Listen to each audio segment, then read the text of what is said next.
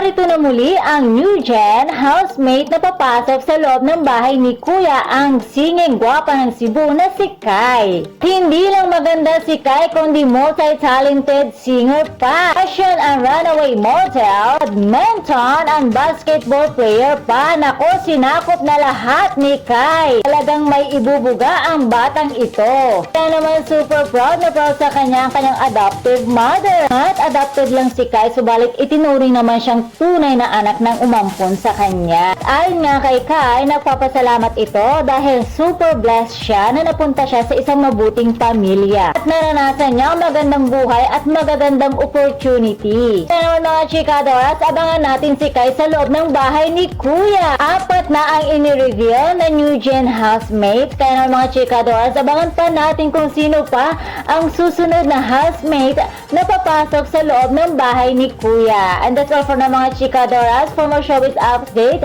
please don't forget to like, share, and subscribe my channel. Thank you for watching.